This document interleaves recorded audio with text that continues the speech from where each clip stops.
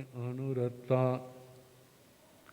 जेन वयन जे करेंति भावेन अमला असंकिलिठा ते हंति परित संसारी। बोलिए भगवान महावीर पावन चरित गुरुदेव जी। बंधु मन वच काय भव सागर को तरण में करो हमारी सहाय। जिन शासन जिन वाणी सदा जयवंत हो। श्रवण संग सदा अविचल मंगल हो।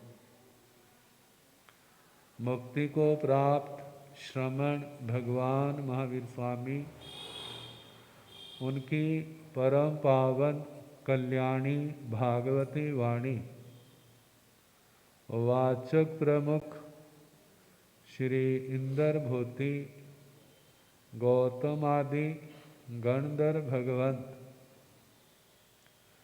युग प्रधानाचार्य परम पूज्य श्री सुधर्मा स्वामी जी महाराज उनकी परम पावन पाठ परंपरा वर्तमान आचार्य ध्यान योगी परम पूज्य श्री शिव मुनि जी महाराज एवं गुरुजन सबके पावन चरण सरोजों में मेरा अनंत अनंत वार वंदना नमस्कार। उपस्थित धर्म प्रेमी सज्जनों, माताओं तथा बहनों, नौ तत्व जीव अजीव पुण्य पाप आश्रव संबंध निर्जरा बंध मोक्ष। पाप तत्व 18 प्रकार से बांधा जाता है, 82 प्रकार से भोगा जाता है। 18वां पाप मिथ्या दर्शन शल्य। हमें अपनी श्रद्धा धारणा भावना बनाने के लिए कौन सा आदर्श रखना है? भगवान का। जैसा भगवान का उपदेश है, जैसा भगवान ने कहा उसके अनुसार श्रद्धा भक्ति रखनी। कहते जिसके अनुसार आपकी आस्था है उसके अनुसार चलोगे तो एक दिन वैसा ही बन जाएगी। गीता के अंदर कहा जब भूतों की उपासना करता है ना वो भूत ही बन जाता है। जो भूतों की उपासना करता है वह भूत ही बन जाता है। जो राक्षसों की उपासना करता है वो राक्षस ही बन जाता है।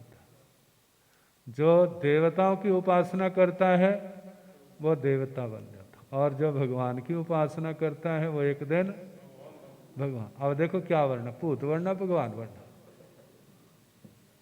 भूत वरने में जोर नहीं लगता, बस हद्दे कपड़े उतारे और राख मसल ली अच्छी तरह, सिर राख से भर लिया, गली में चक्कर लगा लो, क्या कहेंगे कौन आ गया?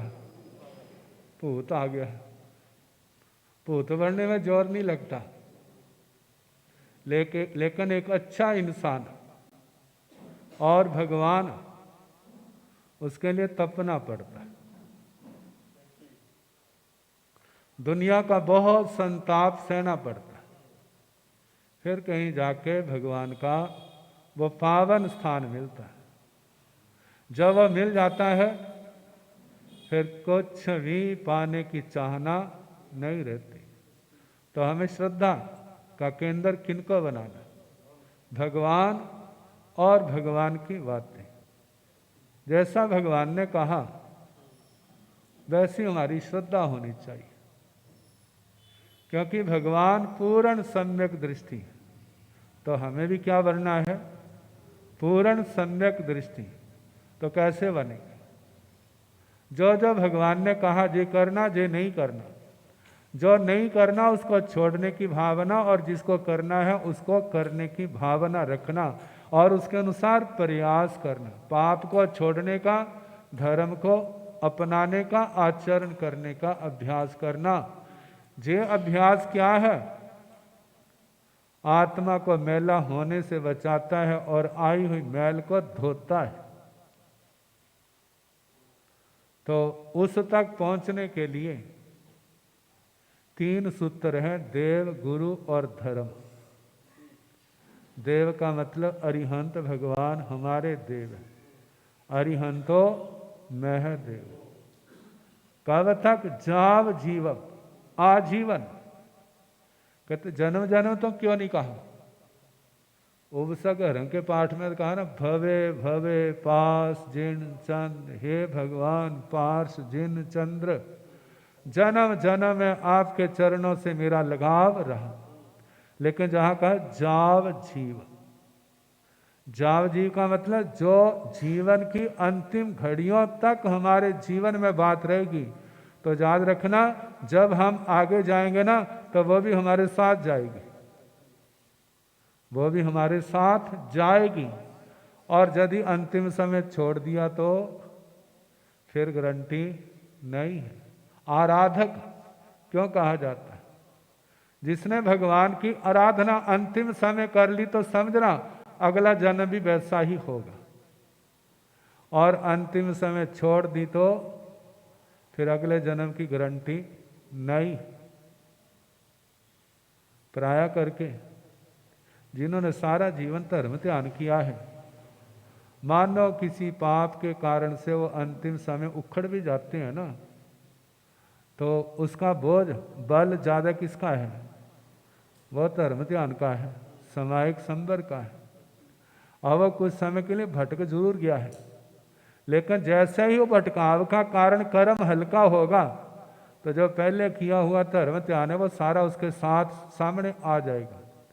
जैसे नंदन मनियार मेंढक बन गया था, लेकिन पूर्व जन्म में तपस्या की थी, धर्म ध्यान किया था, भगवान की वाणी सुनी थी, नियम व्रत पाले थे, और उसके कारण से जाग गया वो। और देखो मेंढक कितना को होता है, इतना छोटा सा होता है, और देखो कितना अभिग्रह लिया, आजीवन बेले वेले पार ना करूंगा। आप देखो भला, आप तो उतने मेंढक के समान नहीं, कितना बड़ा शरीर है, लेकिन हिम्मत नहीं पड़ती बेले वेले।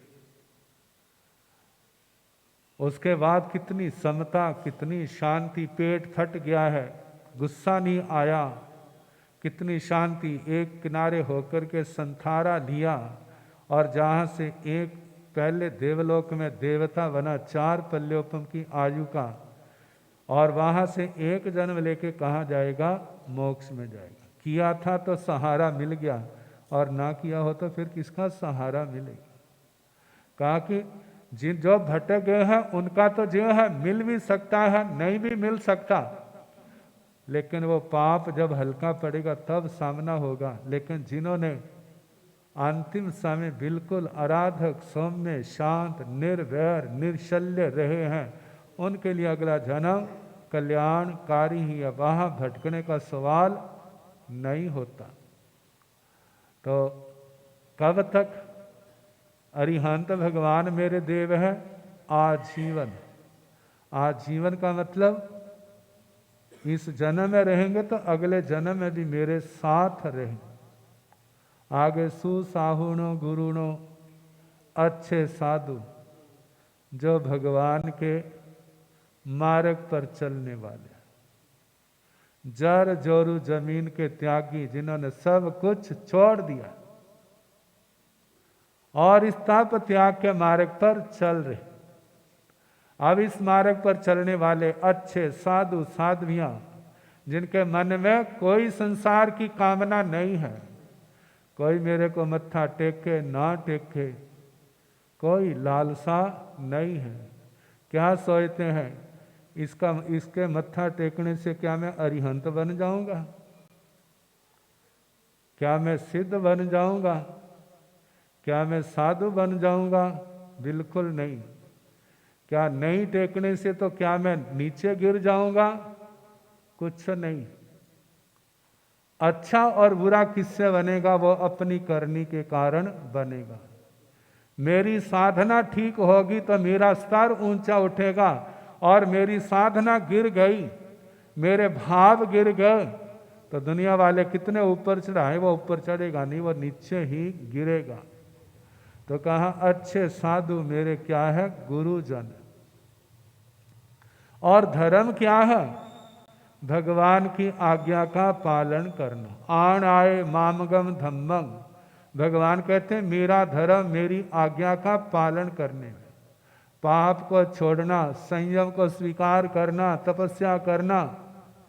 पाप को छोड़ोगे, नए बोझ से बच जाओगे, संयम पालोगे, नए का पाप कर्म आना रुक जाएंगे, तपस्या करोगे तो पूर्व के पाप कर्म क्या हो जाएंगे? झड़ जाएंगे। वह सीधा सा रास्ता तो यही है। इस आस्था को धारण कर लिया। आगे आता 36 गुणों गुरु मध्यम। 36 गुणों वाले मेरे क्या है? गुरुजन है, जो इस मार्ग पर चल रहे हैं और जिनको कोई दुनिया की लालसा नहीं है। और उसके आगे आत्मा का कल्याण कैसे होना है? कहते संयम से। संसार के सुखों को भोगने से आत्मा का कल्याण नहीं होगा। संसार के सुखों को पाना तो दूर, कहते जो आपके पास है उनको भी छोड़ना है। क्या करना है? पाना तो दूर, जो आपके पास है उनको भी छोड़ना है। क्यों? क्योंकि जो सुख लगते मीठे हैं, लेकिन जो जहर से भी ज्यादा भयंकर है। जहर एक जन्म खत्म करता है, और जो सुखों के प्रति अनुराग इस आत्मा का जन्म जन्म बर्बाद कर देता है। सुखों की लालसा, सुखों का चटोरापन जब जे आता है तो सामायिक में मन नहीं लगता, धर्म ध्यान में मन नहीं लगता, पाठ जाप में साधना में कहीं मन नहीं लगता। क्योंकि ध्यान कहाँ जाता है? कितने लोग कहते हैं ना, महाराज जी मेरा मन नहीं लगता। कहते पता क्यों नहीं मन लगता? कहते वो अपनी ये क्या करके ना अपना हृदय खोल रहे हैं। समझ नहीं आएगा हर किसी को क्यों नहीं मन लगता? क्योंकि मन में विराग नहीं है। मन क्यों नहीं लगता? क्योंकि संसार से विराग नहीं। यदि संसार से विराग हो ना, तो आप रोटी खाते हो वो भी नहीं खाते। आपको पता नहीं चलेगा नमक ज्यादा या कम है, मिर्चा है या नहीं। क्यों? कहते पुद्गल है, शरीर को पुद्गल की जरूरत है। वह चला गया, खा लिया, चबा लिया। चबाते इसलिए ताकि आंतड़ियों को जोर ना लगाना पड़े। स्वाद की और ध्यान नहीं, बस खाया, हाथ धोए, फिर अपनी धर्म आराधना में लग गया। कहा कि मन नहीं लगता, जाता कहाँ है? कहते जहां पर तो समायिक में माला में मन नहीं लगता, लेकिन टीवी के सामने बैठे हो तो आपके मन के अनुसार चलता हो। देखना, जो सीखना हो ना तो बच्चों को सीखो। देखना कैसे मोबाइल सामने रखे उंगलियां मारते रहते हैं, और जिस समय जो चाहिए आ जाता है ना तो कितना उसका मन लगता है। पास में माँ खड़ी है, बाप खड़ा, उनको कोई मतलब, कहाँ मन लगा हुआ उसका। और यदि आप उसके हाथ से मोबाइल खोलो तो माँ कैसी लगेगी भला? बाप कैसा लगेगा? जैसे शनि ग्रह होता है, राहु ग्रह होता है। और उस बच्चे का चेहरा कैसा हो जाएगा? सारी मुस्कुराहट, सारा कुछ खत्म हो जाए, मुंह कैसा टेढ़ा सा हो जाएगा। मतलब क्यों? जो चाहता था वो उसके हाथ से छिन गया। क्या आपके भी ऐसा होता है जिस समय आप समाई कर रहे होते हैं? सब कहाँ जाता मन? जिसकी चाहना होती है उसी ओर चला जाता है। लेकिन घबराने की बात नहीं होती। जानते हैं अच्छी चीज को पाने के लिए तो बड़ी मेहनत की जरूरत होती। जे विराग दुकान पर नहीं मिलता, जे आत्मा की सच्ची साधना है उससे आत्मा में पैदा होगा।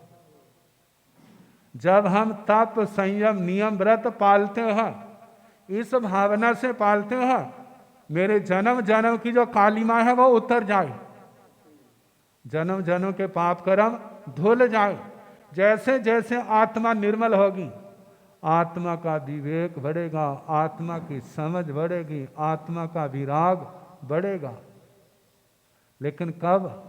जब साधना के बदले संसार की कोई डिमांड नहीं करेगी। दुनिया के लोग कहते हैं तैने इतनी साधना की, थोड़ी सी मेरे को दे दे। जैसे राजा श्रेणी किया था ना, कहते ज्यादा नहीं, एक समाई को दे दे, और जितने पैसे मांगेगा ना मैं तेरे को दे दूंगा। कहते कितने पैसे? मेरे को पता नहीं। जब भगवान के पास गए तो भगवान ने कहा जो तेरे बस की बात, खरीदना नहीं है। अब ऐसी साधना के लिए बड़े अभ्यास की जरूरत है।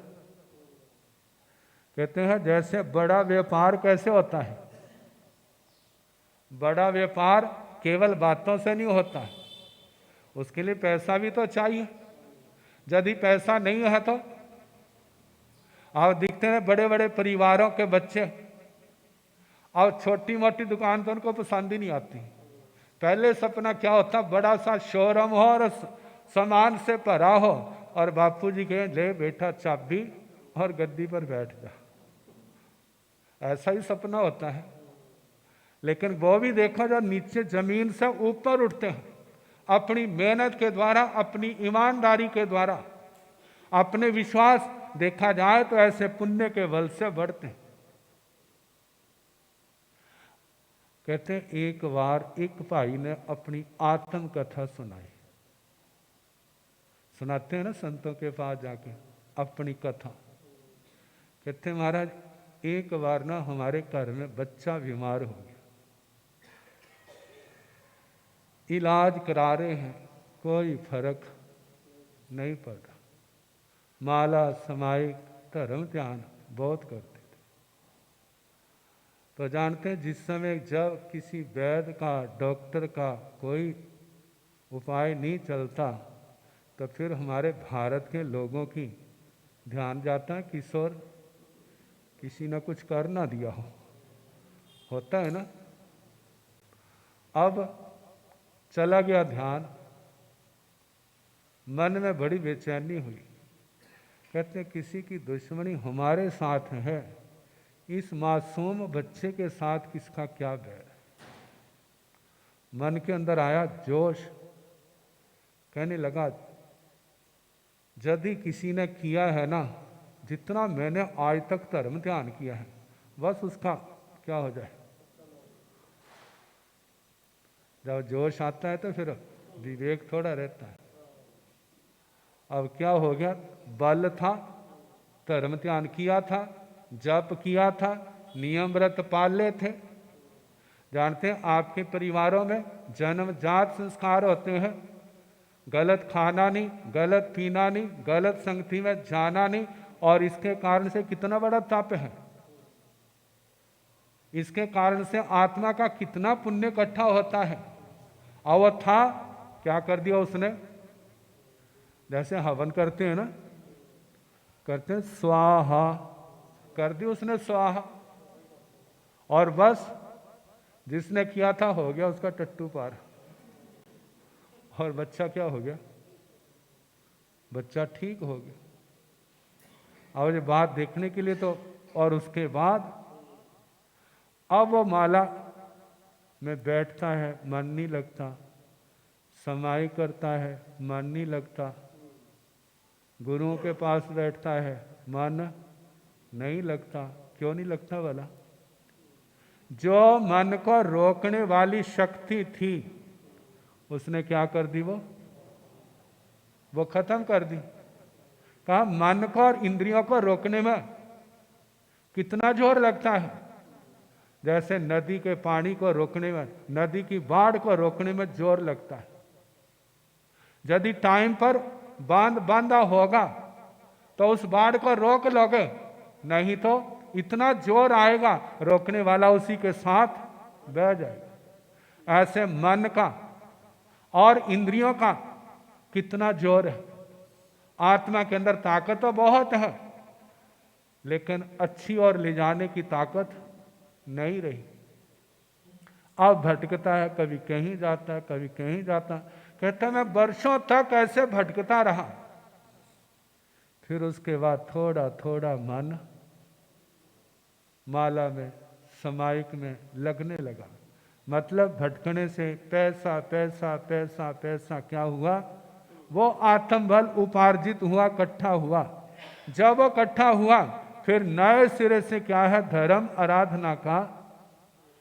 और उसके बाद कानों को हाथ लगाया, अब आगे के लिए किसी को बदशीस नहीं दूंगा। बदशीस देनी बड़ी आसान होती है, और इसका परिणाम क्या होता है, जो गोली से कम नहीं होती। कहते गोली से तो बच जाए, किसी को गोली मारी है उससे तो हो सकता बच जाए, लेकिन जो धर्म ध्यान करने वाला है उसकी बदशीस जो है वो खाली नहीं जाएगी। जब खाली नहीं जाएगी, ठीक है, एक बार तो चल गई, और दूसरी बार नहीं चलेगी वो। क्यों? जो उसकी कमाई थी सारी उसने क्या कर दी, खत्म कर दी। अब धर्म के रास्ते पर चलना है तो पहले वो बोझ उतारना होगा। कौन सा? जो बदशीस के द्वारा दिया, बदशीस के द्वारा अपने सिर पर चढ़ाया है। तो उसके लिए क्या है, तपस्या करनी पड़ेगी, नहीं तो दुख भोगने पड़ेंगे, परेशानी और शांति। तो कहा जाता भगवान का मार्ग क्या है, अरिहंत भगवान, जो 3 तत्व बताए ना, अरिहंत मेरे देव है, निर्ग्रंथ मेरे गुरु है, केवली प्ररूपी धर्म मेरा धर्म है, मैंने इसका आचरण करना है, जितना कर सकता हूँ ज़्यादा से ज़्यादा करना है। इस रास्ते पर चलोगे ना तो चाहे आप कुछ भी है आज, एक दिन सम्यक दृष्टि तो क्या केवली भी बन जाओ। लेकिन इसके बदले संसार की कामना नहीं रखनी। मेरा जन्म जन्म का, जैसे कहते मलबा, एक कर्मों का मलबा क्या हो जाए, साफ हो जाए। जितना साफ होता जाएगा आत्म समाधि बढ़ती जाएगी। कहते एक स्थिति होती है शांत स्थान में भी मन नहीं लगता, एक आत्मा की स्थिति ऐसी हो कितना शोर शराबा हो वो वहीं पर ध्यान में समायिक में बैठ जाता, उसके ऊपर कोई असर ही, बाहर के शोर शराबे का कोई असर ही नहीं पड़ता। लेकिन ऐसी स्थिति पाने के लिए तो बड़ी लंबी साधना की जरूरत है। और हमारी साधना क्या है, हमारी साधना पाप का त्याग, व्यसनों का त्याग, पापों का त्याग, नियम व्रत पालना, तप संयम, शास्त्र स्वाध्याय, सत्संग जे करना। इससे क्या होता है, भावना शुद्ध होती है, आत्मा के अंदर समझ आती है, ज्ञान पैदा होता, मुझे क्या करना है क्या नहीं करना जे समझ आती है। और मानो उसके बाद नवकार मंत्र भी पढ़ता है तो उसका सार्थक है, माला करता है सार्थक है, समाई करता है सार्थक है, गुरुओं के दर्शनों के लिए जाता है, उनको वंदना करता है, सत्संग सुनता है, ये सारे क्या होंगे, सार्थक होंगे। ये रास्ता है मिथ्यात्व से निकलने का। इनसे उल्टी श्रद्धा रखना मिथ्यात्व है, और भगवान के अनुकूल श्रद्धा रखना वो सम्यक्त्व है। तो ये 18 पाप 8 कर्मों के ओहदे से 82 प्रकार से भोगे जाते। 8 कर्म है ज्ञानावरणी, दर्शनावरणीय, वेदनीय, मोहनीय, आयु, नाम, गोत्र और अंतराय। ये 8 कर्म। इन कर्मों से आत्मा बंधी हुई है। आत्मा जो बंधन, कर्मों के बंधन, रस्सी तो दिखाई दे जाती है लेकिन कर्म नहीं दिखाई देते। हमारे तुम्हारे को, भगवान को दिखाई देते। भगवान ने देखे और लोगों को बताया। जिन्होंने उनके वचनों पर श्रद्धा रखी वो तो इनसे मुक्त हो गए, और कुछ मुक्त हो जाएंगे आने वाले टाइम में। जिन्होंने नहीं रखी उल्टे चलते रहे दुर्गतियों में चले गए।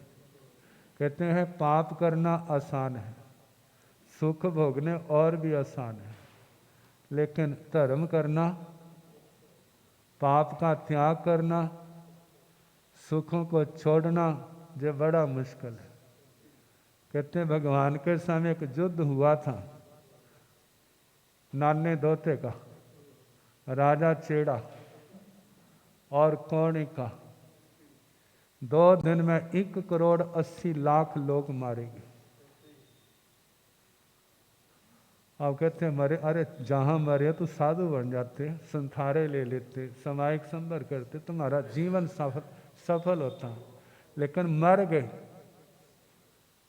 और मरने के बाद कितने नरकों में, कितने त्रियंच गति में गए। केवल 1 जीव, मतलब राजा चेड़ा और एक वरुण नाग नप्त्रिक जे गए देवलोक में, और दूसरा जीव जब वरुण का साथी था वो मनुष्य बना, बाकी सारे नरक त्रियंच। मतलब धर्म आसानी से नहीं मिलता, और करना और भी ज़्यादा क्या है, मुश्किल है। भगवान ने रास्ता दिखाया, ये आत्मा अज्ञानता के कारण कैसे कर्म बांधते, अब इनको जानना है और इनसे मुक्त होना है। कैसा इनका दुष्परिणाम होता है। पुण्य का तो सुन लिया, अब पाप का नंबर आएगा। फिर उसके बाद भगवान परहेज बताएंगे। संबर तत्व क्या है, परहेज है, और निर्जरा तत्व क्या है, दवाई है। संबर निर्जरा, संबर परहेज है, और निर्जरा क्या है, 12 प्रकार का तप दवाई है। आगे बंधन आता है, कहते हैं जब परहेज कर रहे हैं और दवाई कर रहे हैं तो ये बंधन रूपी बीमारी है, जो सारी क्या हो जाएगी, उखड़ जाएगी। जब ये टूट जाएंगे तो फिर उसके बाद आत्मा का मोक्ष अवश्य होगा। बस इन बातों को जानना, जैसा भगवान ने संदेश दिया वैसा करना। अब इसके आगे कल जैसे अवसर होगा सुनाने का प्रयास करें। जगो जगण वाले जगौण वाले आ गए।